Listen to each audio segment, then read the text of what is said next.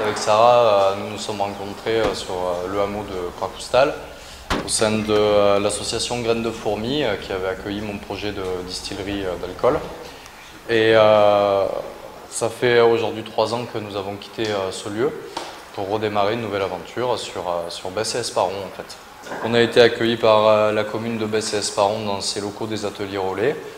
Ça nous a permis tout de suite plus de facilité de travail, une expansion de notre petite entreprise.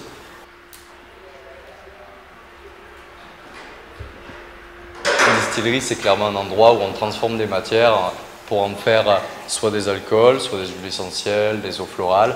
Et on a un sacré panel de création ici puisqu'on transforme des tas et des tas de matières qui sont livrées tous les jours en fait. Ah, c'est l'art de transformer. Et on a un outil formidable qui est un alambic qui nous permet de recycler ou d'améliorer ou de bonifier beaucoup de matières premières. On est vraiment en fait autour de ce qui se passait encore il y a 50, 60 ans dans tous les villages de France en fait, c'est que nous on a affaire à plein de petits particuliers qui nous amènent leurs fruits en fait à transformer en eau de vie ou des particuliers qui nous demandent de l'alcool à fort degré, 75 degrés, pour composer leur propre liqueur. Parce qu'en fait, avant, on avait même accès en pharmacie à ce type d'alcool. Aujourd'hui, c'est fini, les gens n'ont plus de pouvoir de création dans le monde des spiritueux, quoi. Donc on est un peu là aussi pour pouvoir leur redonner accès à tout un panel de création de recettes, s'ils le souhaitent. Enfin, on est là pour diffuser aussi notre savoir et donner des idées, tant qu'on peut en tout cas. Tu devrais écrire, étiqueter à la main. Bah ouais, c'est important. Toute l'attention que tu as menée au produit du début à la fin. On reçoit beaucoup de vin à distiller pour en faire des eaux de vie de vin. On reçoit des bières à distiller pour en faire des alcools du coup de malt, en fait, des alcools céréaliers qui peuvent servir de base à du gin, à faire des simili de whisky. On reçoit du miel qui a un trop fort taux d'hygrométrie, donc qui est invendable. On le fait nous-mêmes fermenter afin d'en faire un hydromel. Et on transforme ensuite en eau de vie via la distillation. Les fruits, c'est vraiment beaucoup de matières qui sont accessibles aux distillateurs et qui leur permettent de faire toutes sortes d'eau de vie différentes. Et là, on pourrait ne jamais s'arrêter là. Et si tu veux, je t'indique les mesures. Okay. On fait à la poire et puis... On transforme un déchet apicole en eau de vie.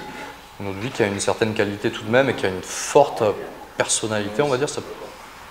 Sarah trouve que ça ressemble un peu à des rhums. Donc, en fait, ce jus de fonte de cire, il est récolté quand les apiculteurs font fondre leur cire afin de la réutiliser. Et ce jus de fonte de cire ne peut se récupérer que quand ces apiculteurs utilisent le gaz pour faire fondre leur cire. Donc, on a un jus de type mélasse qui mêle beaucoup de choses hein, quand même. Hein. C'est pas ultra propre en visuel, mais on arrive à le faire fermenter et en faire une très belle eau de vie. Qui sert de base à notre liqueur de miel qui fait partie de notre gamme de liqueurs locales. On souhaite faire une pélardon, liqueur de pélardon. Il y a une recette qui nous a été offerte d'un papy, donc on veut reproduire ça aussi en améliorant côté liquoreux. La distillation amateur et la possession d'alambic ou même de parties d'alambic est illégale en France.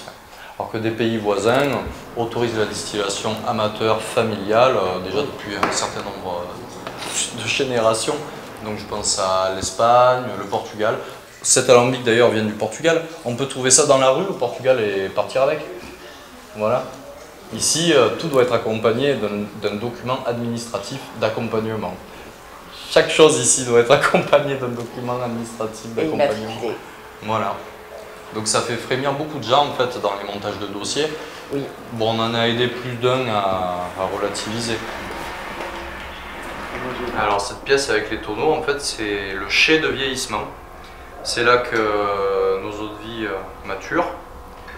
Et c'est vrai que pour une eau de vie, pour qu'une eau de vie soit vraiment bonne, il faut qu'elle ait passé au moins 4 saisons, donc au moins un an. Mais ici, il y a des eaux de vie qui vont passer entre 1 à espérons 15 ans. 25 ans s'il le faut. À chaque fois on nous demande, mais vous avez le droit de distiller? Ça se transmet de votre père, de votre mère. Vous l'avez eu comment votre alambic? En fait, il y a eu une légende qui s'est instauré sur le fait de ne plus avoir le droit de distiller. En fait, toutes les personnes d'un certain âge disent ça, ils sont très étonnés qu'on puisse devenir distillateur. Aujourd'hui, oui. Mais en fait, tout le monde peut devenir distillateur s'il se déclare aux douanes et qu'il paye la fiscalité concernant les alcools. Cette légende concerne en fait aussi l'appellation bouilleur de cru. Qui est le bouilleur de cru? Oui. Le bouilleur de cru est la personne qui amène son cru à bouillir au bouilleur ambulant. Le bouilleur de cru n'est pas forcément celui qui distille en fait. Il y a 3 personnages, le bouilleur de cru, le bouilleur ambulant et le distillateur de profession. Le distillateur de profession crée sa marque d'alcool, en fait commerce. Le bouilleur ambulant fait des prestations de services pour professionnels ou particuliers. Et on le répète, le bouilleur de cru est qui aujourd'hui juste une personne qui est propriétaire d'un seul arbre fruitier. Oui. Et qui peut donc, à partir du moment où il est propriétaire de cet arbre, amener ses fermentations à bouillir. Au bouilleur. Voilà, ambulant. Transhumant. C'est ça. Ok. Sinon, je dis qu'on est potentiellement plus disponible nous aussi le samedi. L'alambic, c'est une réunion publique en fait depuis plusieurs siècles, quoi. Tout Et, à fait. les gens adorent se réunir autour déjà d'un feu à la base, oui. alors d'un alambic qui lui transforme, je le répète, l'épais en subtil, le lourd en volatile, qui permet de passer des bons moments.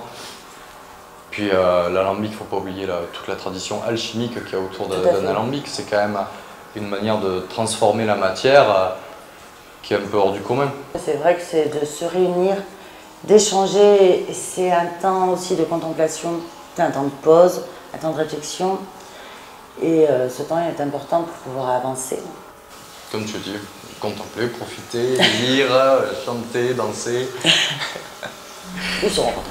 Ouais, tout à fait. À la vôtre, mes chers amis. Chin. Santé. Ah, santé.